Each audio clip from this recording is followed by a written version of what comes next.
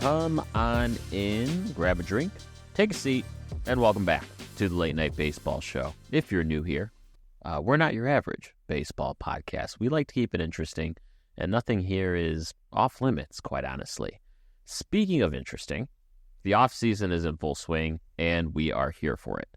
And I know my Late Night Baseball teammate Parker is here for it too. Parker, ready to talk some baseball? I'm ready to talk some ball, dude. I'm in a ball mindset right now. I got a baseball tournament for like the first time since I was like 13 years old. Nice. This weekend. Excuse me. Getting over being sick. I got a baseball tournament for the first time in 15 years this weekend. And my coach texted me about a day ago and said I'm starting game one on the mound. So the nerves are flying, and I'm ready to dive in some baseball. That is awesome. So tell the people, I don't know if we even talked about this yet. So obviously you're pitching, so you have the pitching chops. What else do you play? What positions do you play normally when you're not? Middle infield. I play middle infield typically. I play for just like a adult men's team in Southern California, which until I moved out here, I didn't realize is apparently like the capital of adult men's baseball. Oh, really? Yeah, I had no idea. It's like super, super robust infrastructure out here. Like if you drive by a high school in Southern California on the weekend, odds are there's a men's baseball league going on. So it's fun. It's a good time. I'm having a great time with it. That is cool. Well, best of luck to you on your starting role. That's pretty cool. And folks, wish I could say I do the same thing. I wish I had time to even play in a men's league. That'd be freaking vast. So fun. Wow. Okay. Off season's here, Parker. I mean, this is where it just gets interesting because there's like this like constant hunger of we don't have baseball to watch. I'm checking my Twitter or my X every day. I'm refreshing the social media, trying to see what teams are doing. And it's a drag. So what we're going to do today is just kind of run through some of the stuff that we're here early in the off season and kind of set the stage for what we should expect over the next couple of weeks. But before we do all of that, we usually would start the show doing First to Home and talking about some of the biggest stories in the sport over the last week. But we're going to mix it up a little bit this time around. I think we're going to try this going forward. We are going to do what we like to call instant replay to start off our show, which is essentially our fresh, hot off the press, instant reaction to some of the big things happening in the sport in the last week. And quite frankly, it could be something really big. It could be something that either one of us saw and we need to react to it because it's bizarre and wacky and we have something to say about it. So we're going to switch off. We're going to go two apiece. Parker, why don't you go ahead and start with your first instant replay for this week? Okay, my first instant replay just happens to be that I'm fucking sick of Scott Boras running the world, and I'm sick of him being the unofficial commissioner of baseball. At least commissioner. How about he's the commissioner of the offseason? Because this fucking guy is going to hold me hostage for the entire offseason for like the 6th year in a row, and I am so sick of it. Juan Soto's not going to sign until like June of next season, and Blake Snell's back on the market.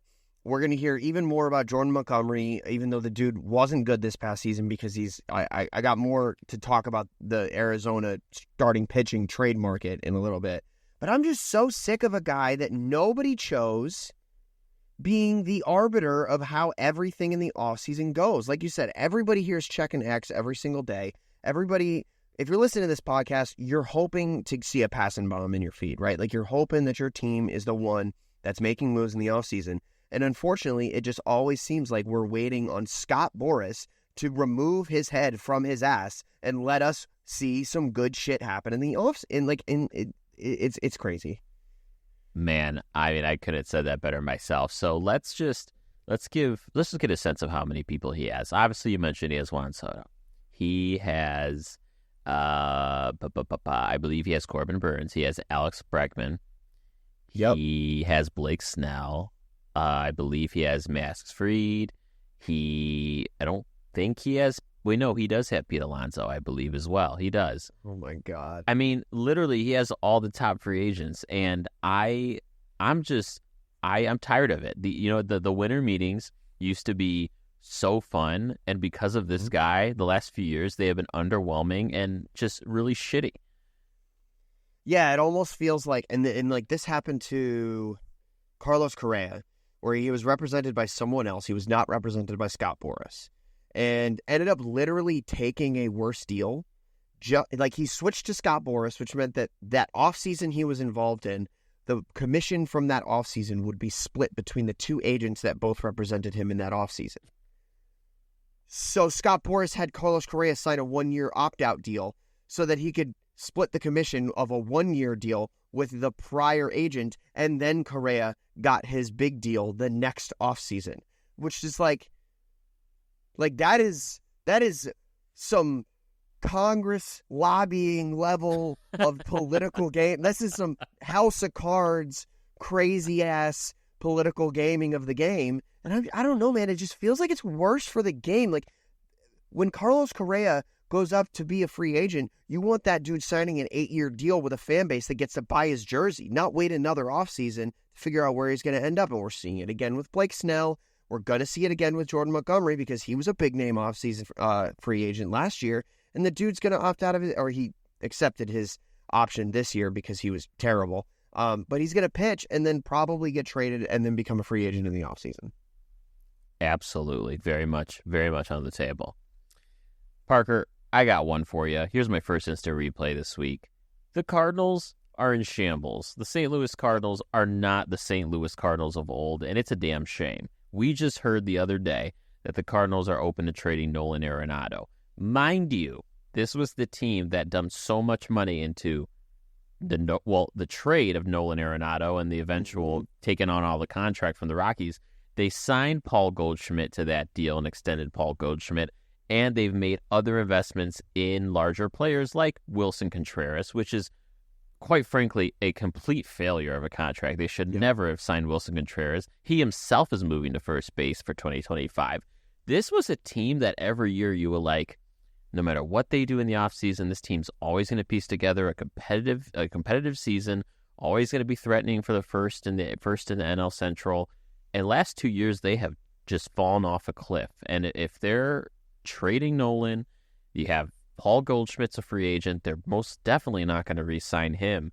I don't know what to make of this Cardinals team, but they need to get their shit together because I enjoy Cardinals baseball, not recently. Yeah, man, Cardinals baseball has been so weird the last couple seasons. It's been like this, not this past season. This past season was just bad front to back, but the season before where they like stunk the first 3 months of the season and then were barely able to piece together a somewhat competitive team in the back half.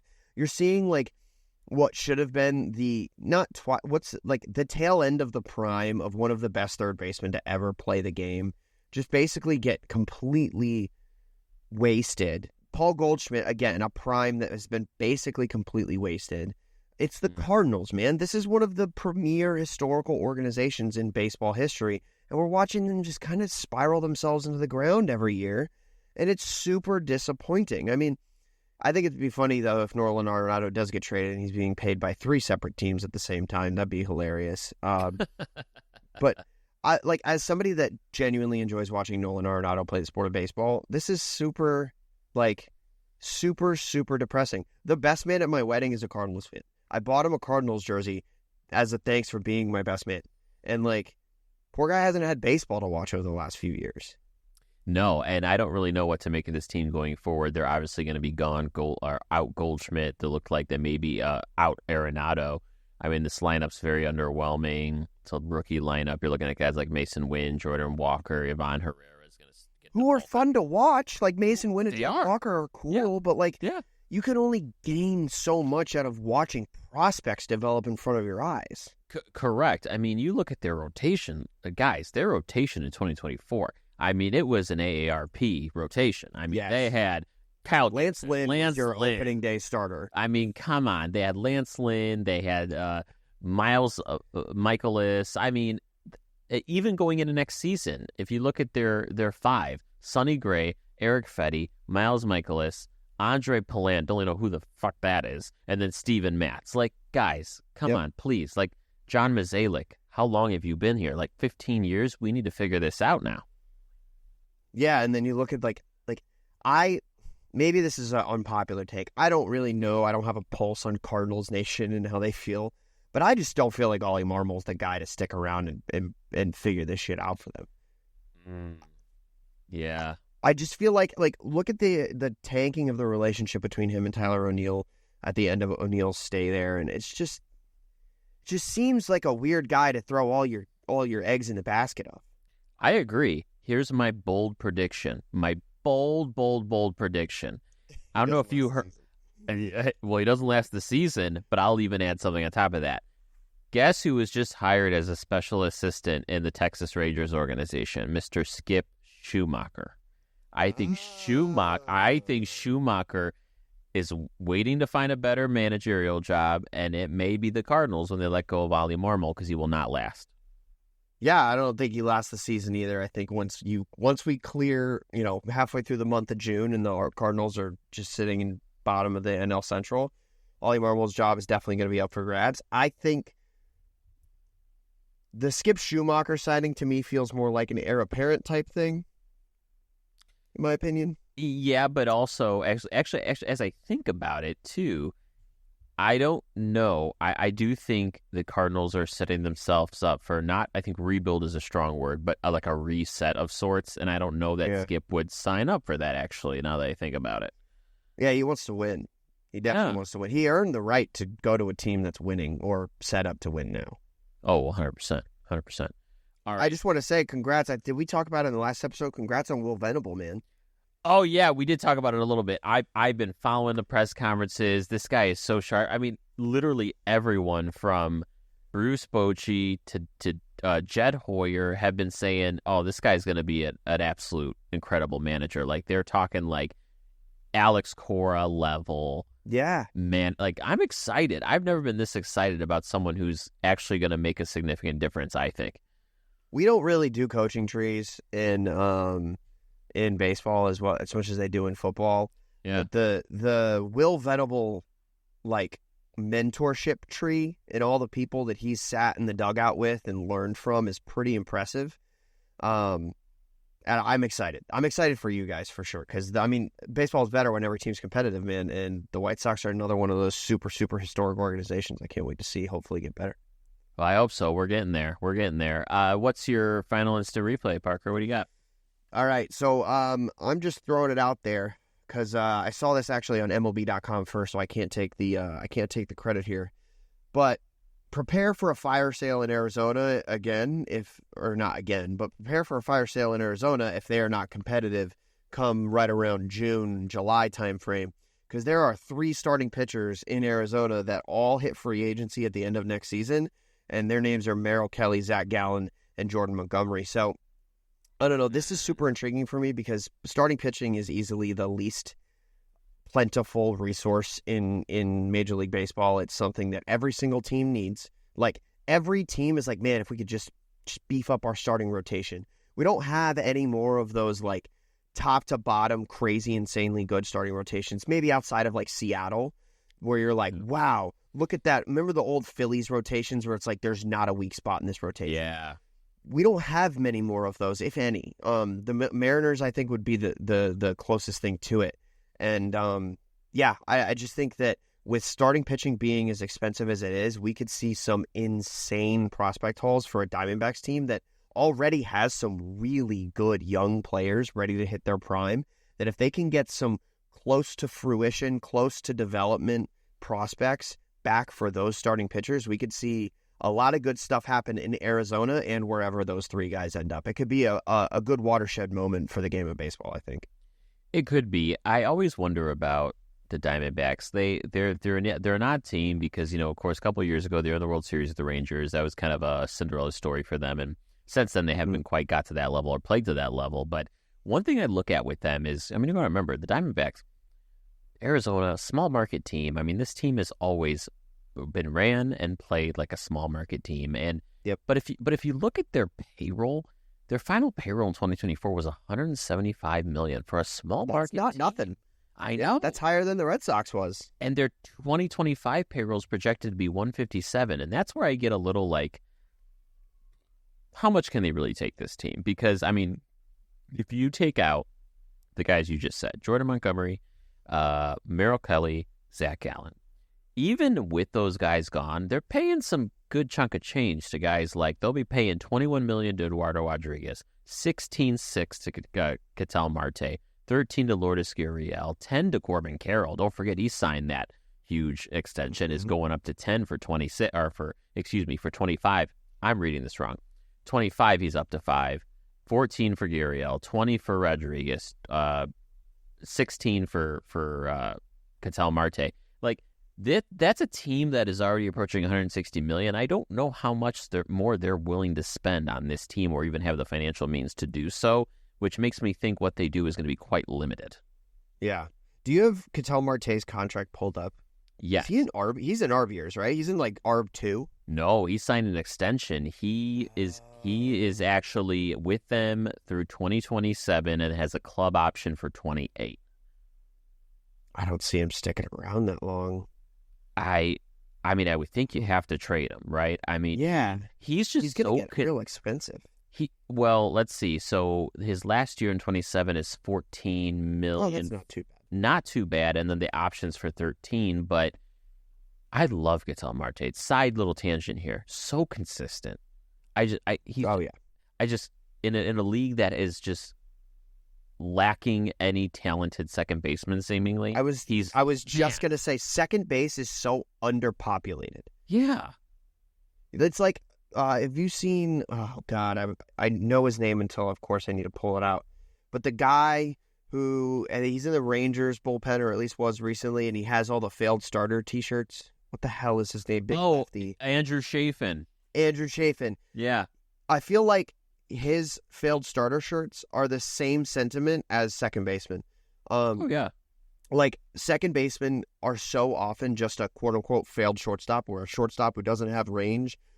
Like I feel like it used to be a really premier position. And I think everybody's just kind of playing second base these days. Alex Bregman is open to playing second base in this upcoming season. We're going to touch on that later. But second base used to be one of these super stacked positions when you had guys like Pedroia. You had guys, I mean, we still have Jose Altuve, but it was like, oh, wow, second base is super, super premier. It just doesn't feel that way so much anymore. And it feels like everybody's throwing just like their fourth shortstop on their roster there. So, I 100% agree with you. I have some hope for the future of second base because if you noticed, there have been some really good top draft picks at second base recently, and I would like to hope that changes. Like you had the number 1 pick last year, Travis Bazzana, second base. Yep. You had, who else was picked recently? Christian Moore, the Angels selected at second base. Tamar Johnson a couple years ago, the Pirates selected him. So I hope they stick because, I mean, the days of Chase Utley, Dan Ugla, all those guys, gone. Yeah, 100%. Brandon Phillips. Like, oh, yeah. I don't know. We used to have so many good second basemen, and I agree with you. There have been some pretty good second base draft picks recently, but I just feel like 70% of those dudes become outfielders.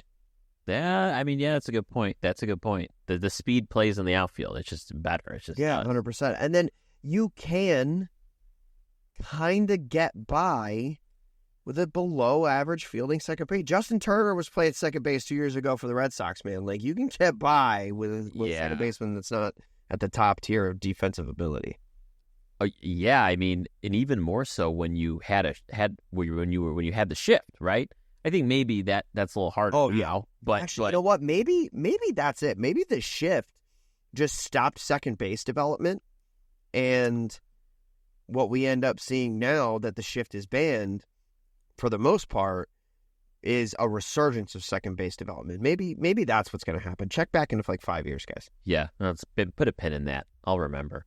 All right, last thing. One more instant replay, though. What we got? I do. One more instant replay. This is from a special place in my fandom. I have a very special appreciation for everything Kyle Hendricks has done for Chicago and for the Chicago Cubs. And he just signed a 1-year deal with the Los Angeles Angels for $2.5 million. And this is a guy that the professor, very methodical. He's probably the last great kind of low 90s, high 80s fastball pitcher that just knows how to paint the corners. Greg Maddux like this guy was so good in those 2015, 2016, 2017 Cubs seasons. helped them go to the World Series. And I was really bummed to see him ultimately leave the Cubs because he was the longest tenured Cub when he left at the end of this year. So best wishes to Kyle out there in L.A. Love the dude. Think he's awesome. Very excited to see what he does with the Angels. I love Kyle Hendricks. 2 years ago, I would have been probably jumping out of my chair to see how exciting it was to be able to go. I'll probably go to an Angels game or two this season. Yeah, upcoming, and it would be cool to try to go see him. I saw Tyler Anderson like 3 times this season somehow. But Kyle Hendricks would be so fun to go see just because the history that he has, and like you said, I don't know, this guy could pitch forever. He seems like one of those guys that like we might see him for another 5-6 years on 1-year deals every single year, moving around the league because he's got something to offer, dude. Not everybody has his level of control, and not everybody has his stuff. Like his slider and changeup are the stuff of legends. When Justin Steele talked about, he was interviewed, I forget by who, so sorry for not citing my source, but I remember watching an interview where they asked him if you could pick a pitch from anywhere else in baseball. He said it was Kyle Hendricks' changeup. And it was like, yeah. And you know what's awesome? I love the changeup. I told you I was pitching this weekend. I'm a 2-pitch pitcher, fastball, changeup, dude. The changeup is such a dying art, and I love the fact that Brian Bayo, the quote-unquote number 1 or most recent opening day starter for the Red Sox, is known for his changeup. Throws 96 with like a super floppy changeup that just dives out of the zone. And I love a good changeup. Kyle Hendricks is that guy. Excited to see him land somewhere where, honestly, like the Angels every year are, I feel like on the like this cusp of like maybe they're a wild card team. And if we get to see Kyle Hendricks play meaningful baseball at the end of the season, that'd be fun. Hey, I mean, it looks like Perry Manassian over there picked up Jorge Soler, picked up Kyle Hendricks. You put some more 2016 Cubs together. Hello. Sign Anthony Rizzo. We're getting there. Yeah, maybe. Anthony Rizzo. Oh, my God. I forgot. Anthony Rizzo's a free agent. Oh, man. They're not going to do it, though, because they got their Nolan Shanuel. Yeah. Like drafted and immediately put into the big leagues. He's doing his minor league at-bats in the big leagues. Eventually, I think he pans out. I think he does. I think that was a ballsy move. I mean, there's no better pitching to face, right? I guess. True. Yeah, I guess so. Especially going up against the Mariners over there. There's no Dave Winfield, but what the fuck do I know? All right, Parker. Off-season's begun, dude. It's here. The GM meetings just wrapped up in San Antonio yesterday. Generally, it's a place where GMs get together. They kind of set the groundwork and start talking about any deals they could make or free agent signings they make in the offseason. So I want to talk about kind of what we learned over the last 3 days, which admittingly, I mean, no big moves. You're not going to get big moves in the GM meetings at all. You may get some small transactions, but too early. We did learn a handful of things. And I want to start with kind of the biggest name this offseason, Juan Soto. And Parker, it seems like everyone and their mother is going to be after this guy, and as they should. Yeah, 100%. I mean, you expect 30 teams to be calling this guy. I love, obviously all my opinions are Red Sox skewed, but it's like we saw the other day, there was a tweet that was like, the Red Sox checked in on Juan Soto, and they just pictured like this "you up" text. Like, how you doing, dude? You doing all right? Because everybody's checking in on Juan Soto. Everybody wants to sign Juan Soto. I don't know that everybody has the money to sign Juan Soto. I don't think the Red Sox personally have the money to sign Juan Soto, or at least they're not playing like they're not in the way that they currently do.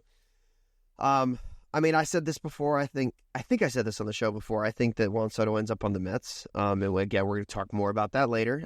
But he has to be your next target. He is 26. He just turned 26. You have an easy 10 more years of productivity coming out of this guy. It is not very often you can sign a guy to a 10-year deal and fully expect all 10 years of that deal to be productive. He has stayed healthy. Yes. Consistent. He's been an MVP contender. So, yeah, 100% his phone's blown up. It should be. I mean, I think that gets me the most, his age, because like you said, you're going to get a lot of production out of that deal. There's really no other guys out there, and I don't expect that this will happen really in the future much, that you could sign a 13, 14-year deal and feel pretty damn good about that. I mean, these deals now, you're writing off the last 2 or 3 years as dead money. You just 100%. Are. You have to. Yep. And, I mean, you had... a couple years ago, you had, what was it? Carlos Correa was one of them, and there was another where these guys were signed through like year 40, 41. I'm like, what? Xander. Xander. Yeah, I'm like, Yeah. what are we doing here? Like, I just think it's very reactive. I don't think it's economically very sound.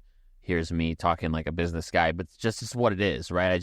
It makes me very uncomfortable. So I think with Soto, he becomes the exception. And if you're a team like the White Sox will not sign him. I'm not getting my hopes up or anything. But if you are a team like the White Sox or any other team that's even going through any sort of rebuilding, you could still get 2 years, get your rebuild done, and still have this guy here productive for you. Like, every team should be trying to put money into this guy.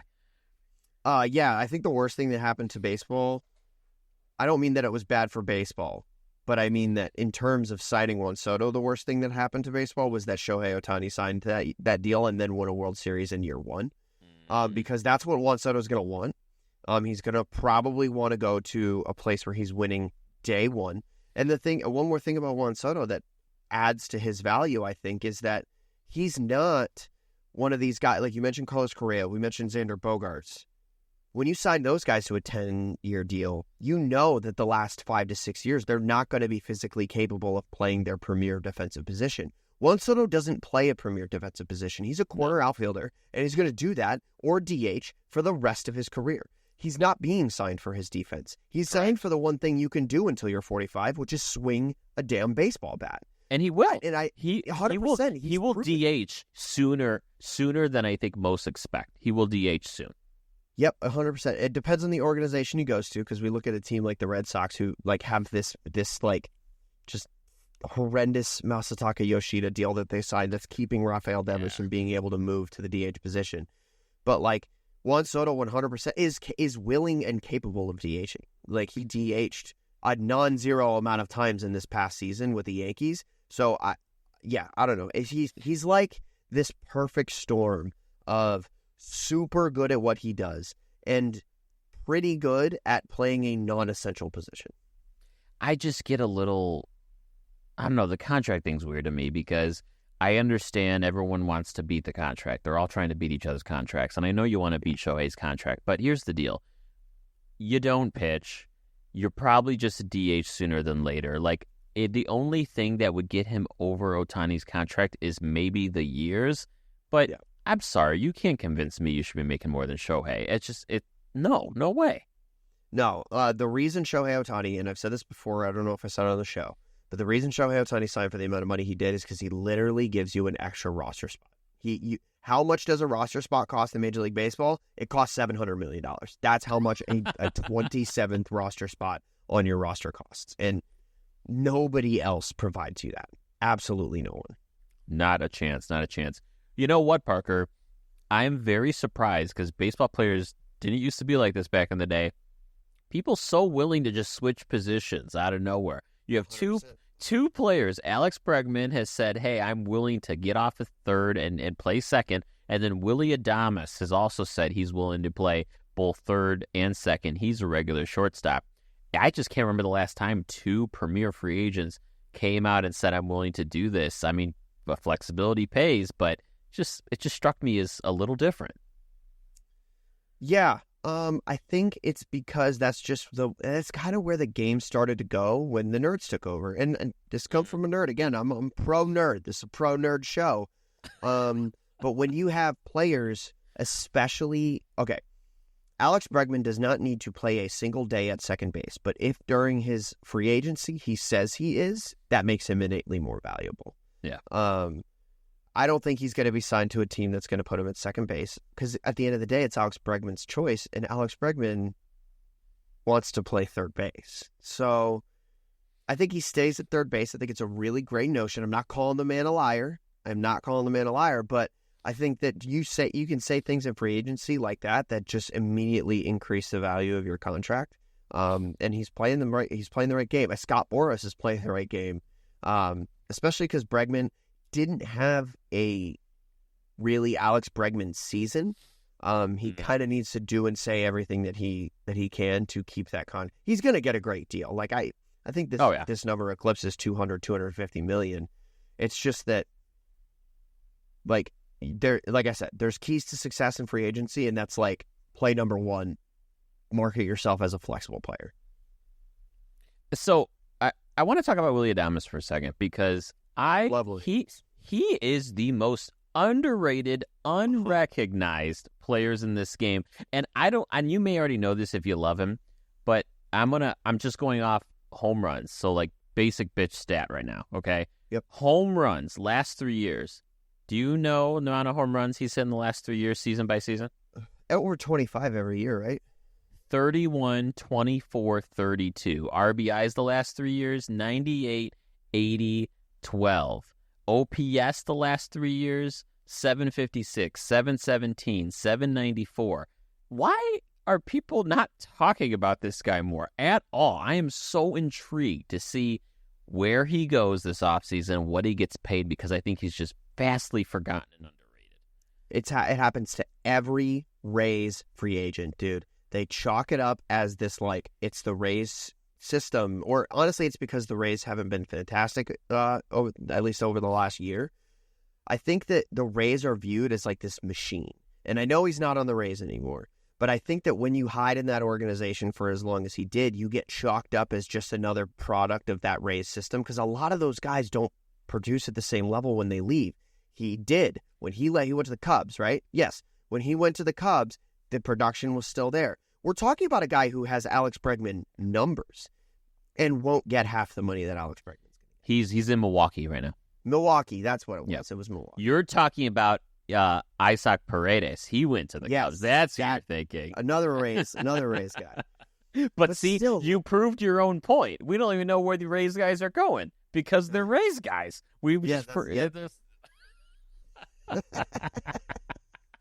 That is amazing. Oh my God. I mean, I'd belabor the point, but like his WAR of the last 3 seasons, come on, like 4.3, 3 WAR, 3.1. Like I'll take that every day and twice on Sundays. Come on.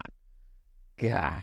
Yep, 100%. Yeah, no, the Rays legend, Willie Adames. 100%. Another shortstop who is getting a lot of attention this offseason so far is former Padre Ha-Sung Kim. He is an infielder. He could play some shortstop, third, and second base for you. Pretty versatile, but he is getting a lot of attention, particularly from the Giants, who are actually in the Willie Adames and Kim sweepstakes. It's funny because Ha-Sung Kim actually played with a Giant center fielder in Japan. His name is eluding me right now. I think it's Jung-Hoo Lee. Boom. Jung-Hoo Lee, yeah. Yeah, so they played together, so there's going to be some courting happening for sure. I think the Giants will get one of these guys, but Ha-Sung Kim was someone I honestly wasn't expecting to have a hot market. There's nothing that really jumps off the page to him, with him for me personally, but, I'm, Johnny know nothing compared to these GMs, so. He was one of these guys that was on my wish list as a Red Sox fan. We still kind of just have this hole at second base that, like, we can and can't fill with a bunch of different players. And there was a point in time where it was like, ooh, maybe the Red Sox make a play for Ha-Sung Kim. And I was super jazzed about it because you talk about really solid defense with really productive offense. Nothing that, like you said, jumps off the page, but just a guy that you can put in your lineup every single day and know he's going to hit over 260 and he's going to give you a few RBIs, and the defense is going to be there. So I think the market is definitely going to, he might even sign super late because I think this is a guy that becomes more valuable as the offseason goes on, especially when you talk about, because Matt Chapman picked up his option with the Giants, right? I'm pretty sure he's staying with the Giants. Yeah. So Matt Chapman's on the Giants. We already talked about Jung-Hoo Lee on the Giants. If they can sign Ha-Sung Kim and Willie Adames, you said they're in the market for Willie Adames, like, that's a good infield, really good infield. And then their outfield is, like, Jung-Hoo Lee's good. So, and with Buster Posey behind the plate, you can't beat it. But yeah, Buster Posey. Buster Posey, if he comes in his first year and has an offseason that includes Willie Adames and Ha-Sung Kim, he's going to already be everybody's favorite GM in that city. Totally. Last thing I wanted to make sure we hit on, last thing we learned at the GM meetings was kind of who's on the trade market and what the trade chatter is these days. There are 2 pitchers on the trade market that are getting a lot of attention. Brewers closer Devin Williams and White Sox starter Garrett Crochet. And I want to start with Devin Williams, Parker, because this is one of those top tier closer guys. He is actually someone who he had a pre-arb contract with the Brewers. They declined a $10.5 million club option on him, but he's still in arb status, so he will still go through arbitration and is projected to make slightly less than that, but still around that $10 million mark. I mean, if you're the Brewers, this is one of those teams where they're like the National League Rays. I mean, they just find a way to make it work. I see them trading him ultimately and getting a haul for someone like that. I would argue they'll probably get a bigger haul in the season at the trade deadline when you have teams scrapping at relievers to make the postseason. But I think he's good as gone that one. I think if you're the Brewers, this is just my perspective on it. I think if you're the Brewers, you need to deal him now, not necessarily during the season. I think during the season, if you wait to trade him during the season, you're taking a risk. Because what happened to Devin Williams last season, I believe it was a hairline fracture somewhere around his shoulder, and it put him out for the rest of the season. And I don't believe he's a guy who's gotten Tommy John already. Now, granted, I love Devin Williams. Maybe my favorite reliever in all of baseball. I already talked about it on this show. I love the changeup. And Devin Williams' changeup is definitely the best changeup in baseball, in my opinion. It's so good that when you play MLB The Show, he does not have a changeup in his arsenal. They code it in as a screwball because it has so much movement and it is so filthy. It's like Kevin Gausman's splitter, but if it were better and a changeup. Like, it's insane. I think Devin Williams brings a massive piece to any bullpen he goes to. And being that it's one of, if not the biggest piece that the Brewers could possibly use to generate some value, I think he goes, and I think he goes quickly. Personally, he's been mentioned in interest for the Red Sox, or the Red Sox have been mentioned as a team that's interested in him. And the Red Sox have a pretty deep position player farm system. Mm-hmm. And I think we could definitely see the Red Sox trading a position player for Devin Williams, because we'll get into it in a second, but I think the Red Sox are under a lot of pressure this offseason. Devin Williams fits that. I mean, he fits any bullpen, but I think that the Red Sox, especially, the reason that they were not competitive in the second half of the season is because the bullpen completely blew up, and that guy, he just brings so much to the bullpen. Yeah, I would have to agree. He's going to be someone that a lot of teams are going to be after, and it's I think it's a foregone conclusion he's probably going to be traded, and I would even put that foregone conclusion stamp on Garrett Crochet as well. We've talked about in the past that the White Sox are in the middle of this rebuild, and quite frankly, with 2 years remaining of team control on him, they're not going to be ready in 2 years, I don't think, to go full throttle. So, I mean, you got to trade him. The White Sox are a team that is just woefully needing offense right now. They were last in 2024 in almost every offensive statistical measure. So, no surprise that Crochet is going to get traded, and one of the teams that were high on the interest list for him were the Red Sox. So I found that interesting. How ironic would that be if Garrett Crochet ends up on the Red Sox? Another White Sox left-hander. Take him. Yeah, 100%. That'd be hilarious. No, he's very good. He also just had his statistically most productive season on the mound. He made 32 starts and pitched 146 innings, by far the highest numbers of his entire career. This was his first season as a starting pitcher and managed to make 32 starts. So good for him, especially when you carry a 3.58 ERA on a team, no offense, that wasn't playing the best defense behind him. Yeah. But I think it's you making 32 starts and posting is possibly the most valuable thing in starting pitching. The Red Sox, I always talk about the Red Sox, but the Red Sox just signed last year Lucas Giolito. And Lucas Giolito's whole calling card is I post. Like, he missed the last season because of Tommy John surgery, but his whole thing is like, I want to hit the 200 innings mark. I post. I will make 30 starts in a season.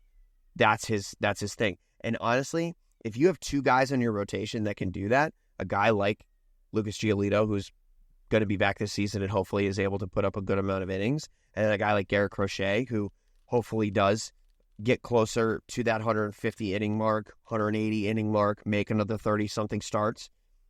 That's a good combination for the Red. I'm all about it. So, yeah, I would love to see Garrett Crochet come to the Red Sox. They're also in the Max Fried sweepstakes.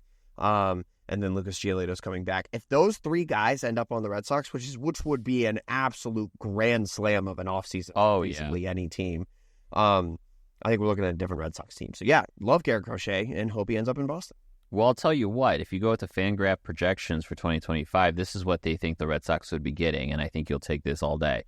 11.7 K per 9, 170 innings pitched, 2.94 ERA, and that's projected on a White Sox team. Mm-hmm. So that would be something. I mean, this is a guy who in the next few years, maybe even next season, could find himself, if he's healthy, getting some Cy Young votes, which would be pretty fucking awesome. Yep, trade for him and sign him to a 6-year extension. I wish my team would take that advice. That's what we learned at the GM meetings. The next few weeks we'll learn more. It'll be interesting to see kind of how everything plays out as we get closer to the first week of December and get into those winter meetings.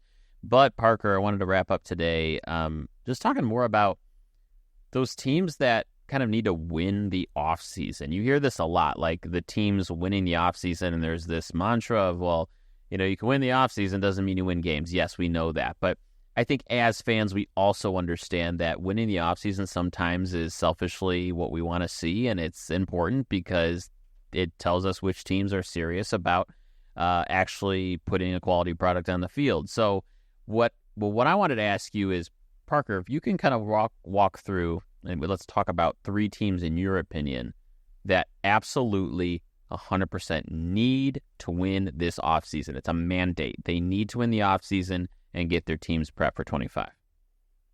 Yep. All right. So I'll start with the Yankees. The Yankees, I think, they needed to win the World Series. I talked about this before. I think Aaron Boone's job should have depended on it. As it stands right now, it looks like he's keeping his job moving into the 25 season. Yep. The Yankees also lost Gleyber Torres. They lost Anthony Rizzo. They obviously are losing Juan Soto. We'll see how that all plays out. That is a massive chunk of their lineup that is just gone. Production that they have leaned on for years, gone out of that lineup. I think that if you make it to the World Series as the Yankees for the first time in 15 years and lose it in the fashion that they did, and then have an offseason that doesn't reflect the fact that you are all in on capitalizing on Garrett Cole and the production that you do have in your lineup, Stanton's final years of efficacy, Aaron Judge is going to Aaron Judge every single season like he does. You have to build around these guys. They have a few exciting young guys. I think Austin Wells is a better offensive catcher than he showed in the postseason. Yeah. I think Ben Rice has a lot of promise, and I think he's kind of slated for that first base role moving forward, unless they find someone else.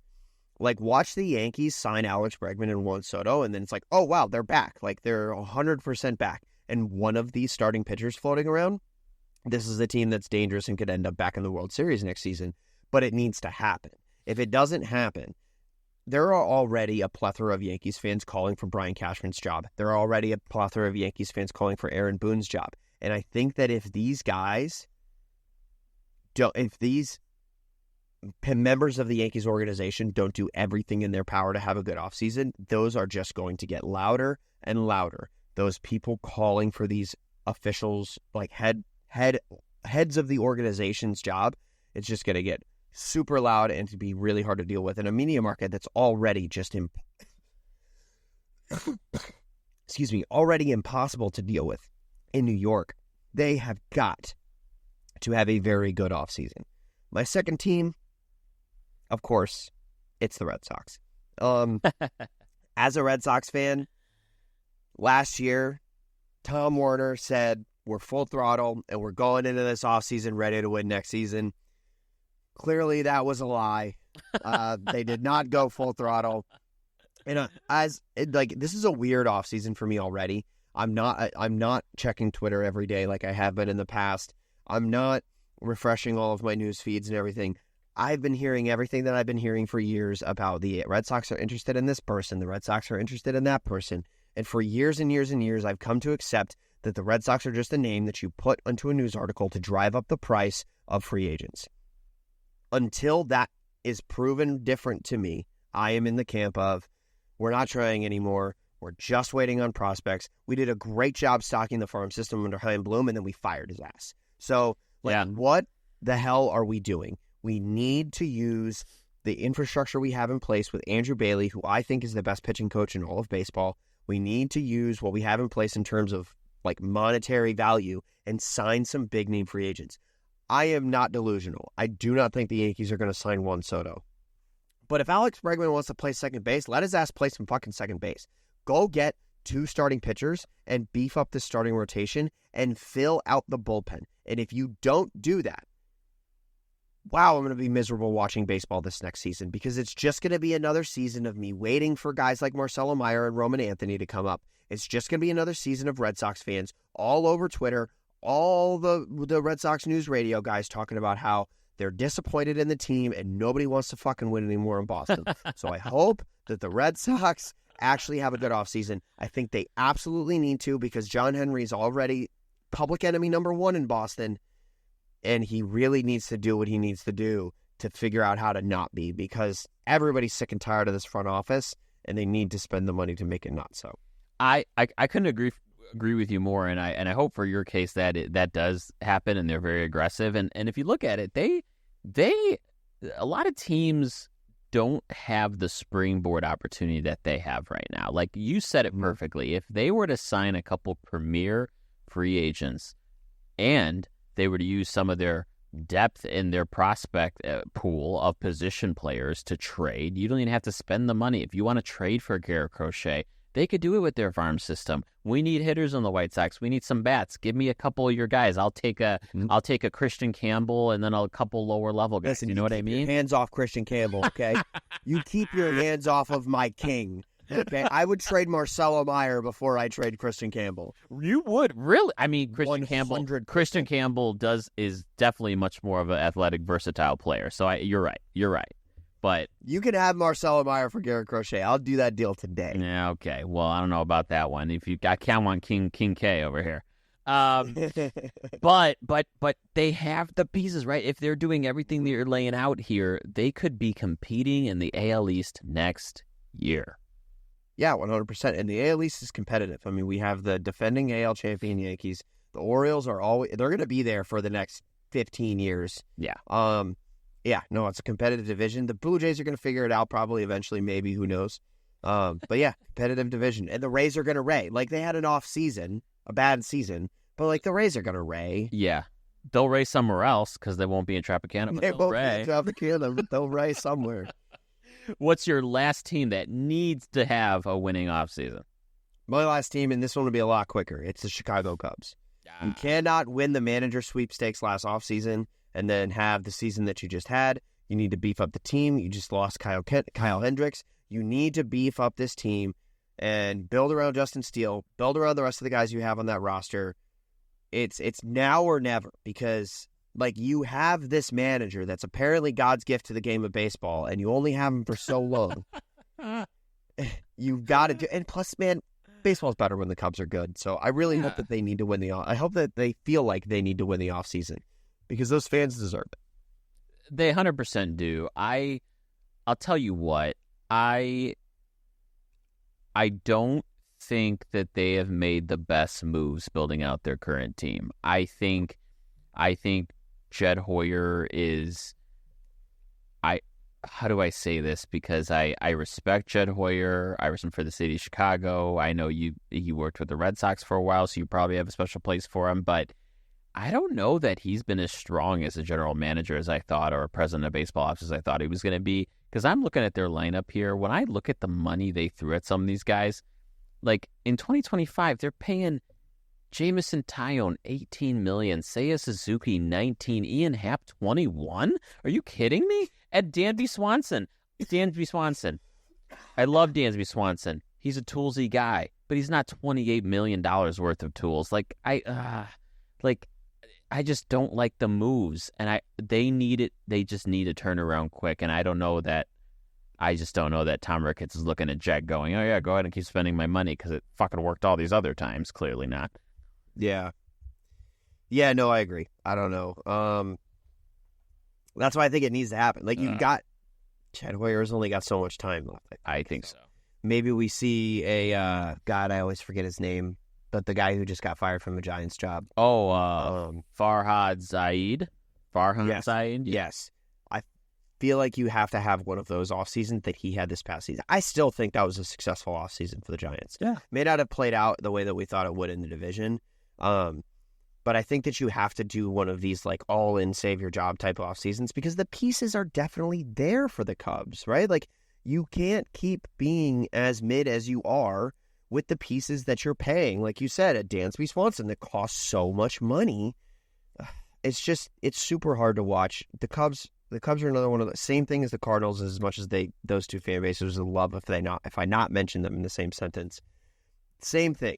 They're amazing. They're historic, and their baseball's better when they're good. So I hope that they have a really good offseason. But I'm not the only person on the show who has opinions about which teams need to win the offseason. Anthony, who is your first team that you think absolutely needs to win this offseason? So I'll keep this one short and sweet because we talked about it at length, and that's the Yankees. I agree with you, Parker. I do think after this 2025 season, I think jobs are very much on the line for both Cashman and Boone, and if they don't put it together, we're going to see some heads roll in New York.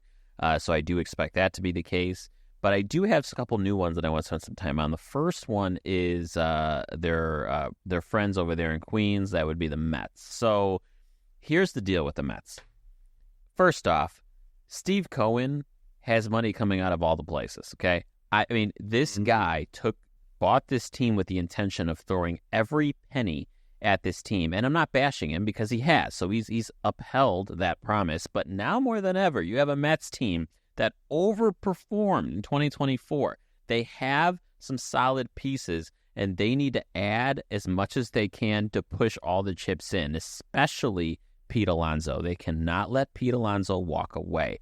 Give him all the damn money so that he stays with the Mets. If they're looking at Juan Soto, could you imagine a world where the New York Mets have Pete Alonso, Juan Soto, they sign a couple starters, you're instantly looking at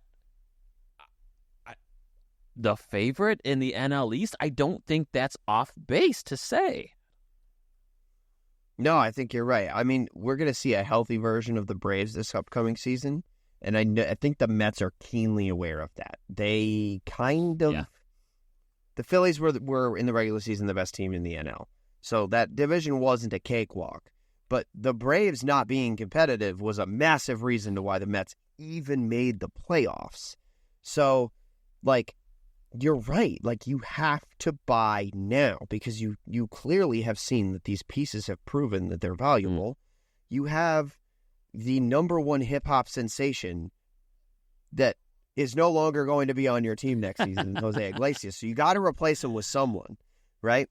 But all jokes aside, I think you're absolutely right. You have to keep Pete Alonso in Queens, mostly because I don't think he performs nearly as well in almost any other place. I think he's just... I think Pete Alonso stays in Queens because he's so much more valuable in Queens than he is anywhere else. I don't think that he gets anywhere near the money he's going to get from New York if he were to sign for I think the Cardinals, right? Like somebody's got to replace Goldschmidt. But yeah, the Mets definitely need to win. They need to win this offseason. They need to sign some really good players. I'll tell you what, too. I mean, I think they have a good thing going. I think of all the teams that we talked about here tonight, they're the team that probably needs the least amount of pieces to get where they need to go. I mean, I look at a Mark Vientos. That guy's a stud. I mean, I love that guy. He was one of those prospects I thought earlier on was definitely overhyped, but he came out and shoved this season. So a guy like that, Francisco Lindor, they still have Jeff O'Neill, Brandon Nimmo. I'm hoping he comes back and has a little bit of better of a season than they did in 24. My eyes are going to be on the Mets. Yeah, no, I 100% agree. Mark Vientos is a good pull. Last team for me is one that we talked about in passing earlier, the Orioles. Man, they are fun to watch. That team, the way they've built that team is literally this group of top prospects that they brought up together. And the issue with them was always they were prospect huggers. They didn't want to trade with the White Sox and acquire Garrett Crochet because they don't want to give up their hitters, the Colby Mayos, the Connor Norbys of the world. But guess what? Now they have a new owner. And this owner, like Stephen Cohen, will spend, not at Stephen Cohen levels because that's ridiculous, but he's saying, hey, I don't have much time left of owning this team. I want to get in the World Series. I want to spend. And I think this offseason then needs to be a must-win for them. They must spend and they must reinforce this team. For 2 straight postseasons, they have not gone deep in the postseason because of their pitching. It needs to stop. Like, come on. Yeah, 100%. At first, I hard disagreed with you on this one. I didn't think that the Orioles needed to do much. And I thought about the fact that, 100%. They do. They need to get some pieces together on the pitching side of the field specifically. That lineup's going to be that lineup for a while now. Now, they are losing a guy like Anthony Santander. But, like, they have the prospect base that most likely in the next couple years, it's going to pan out. Either you trade away the prospects and you get some bats or whatever it has to be. But you need pitching. And what did I say at the beginning of the show? Starting pitching is the most valuable commodity in Major League Baseball right now because there aren't any. And so you're going to see a team that has to probably overpay with some of those prospects, and then also spend money to get pitching on their team because it is the one piece that's missing. We saw what Corbin Burns did there this past year, and it just, he was great, but it just wasn't enough for the team. No. We need to see a team that is able to go and compete because this is their win now. Granted, their window for win now basically is going to probably last as long as the Houston Astros window has lasted over the last few years. But, it means nothing unless you're able to put together a pitching staff behind them. Why were the Astros in 7 straight ALCSs? Well, because for that entire time, they had one of the best, if not the best, bullpen in all of baseball for basically every single year of that streak. You need to replicate the success that they saw in Houston. If I am the Orioles, I am watching everything Houston did over the last decade and replicating it as much as I possibly can. Start trying to find those diamonds in the rough. Hire a couple guys, poach them from the Rays organization, figure out what kind of witchcraft they're working to get their bullpen to be as good as it is every year. Because that is the only missing piece.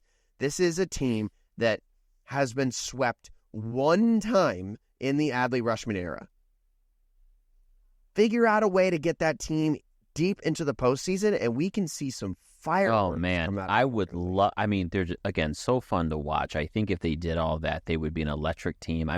The pitching thing is the biggest thing for me. Number one, they're losing Corbin Burns. He's a free agent, but I think the chances of him going back to Baltimore, I think, are extremely low. So not only are you already working out of a pitching deficit, but you have the other guys in the rotation kind of underwhelming. Guys like Zach Eflin, Grayson Rodriguez is a promising young starter, but he's been on or off. He actually had a good season last season, but not as consistent as you would think.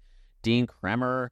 And he's going to have a Tommy John here the next 3-4 years, right? 100%. Gotta count. Speaking of Tommy John, their best pitcher last season, Kyle Bradish, he had Tommy John surgery. So you really, if you're going to be competitive, especially in the AL East, you need a 1-2 punch. You need a Garrett Cole, Carlos Rodon. You need a Chris Bassett, Kikuchi.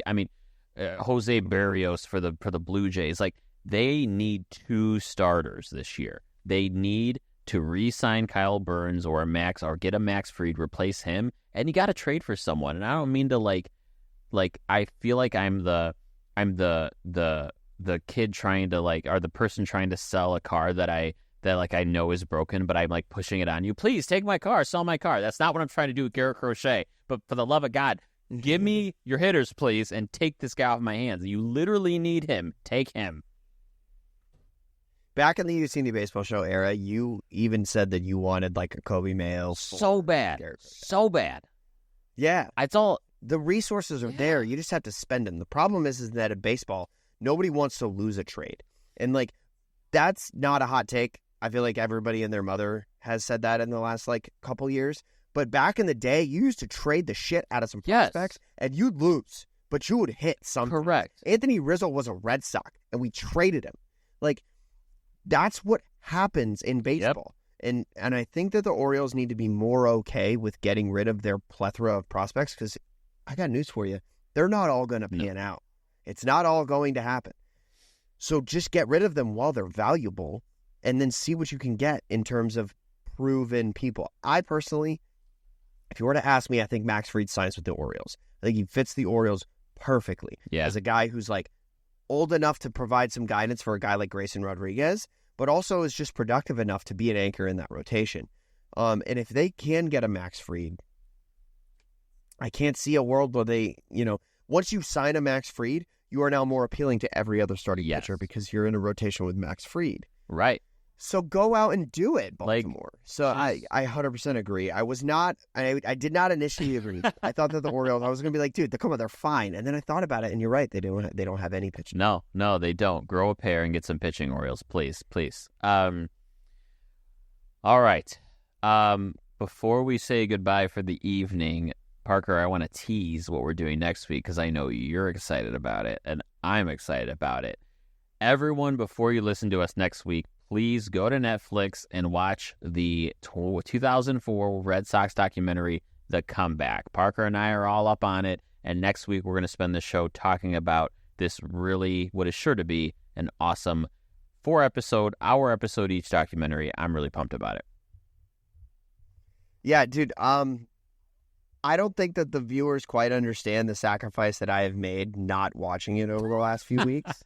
But I'm going to watch it all this week. I'm going to turn it on after we stop recording. Ooh. While I edit the show, I'm going to be watching the show, the comeback, because I've been dying to watch this. I'm a guy who watches 4 days. I always say 3 days. 4 days in October. I watch it like 2 or 3 times a season. I'm addicted to that type of stuff. I love a good sports documentary, and from what I've heard from all my Red Sox fans and friends and family, that this was awesome, and it's a super, super good take on like the whole comeback of that season. So watch it. We're going to talk about it next episode. It's going to be a lot of fun. It sure will be.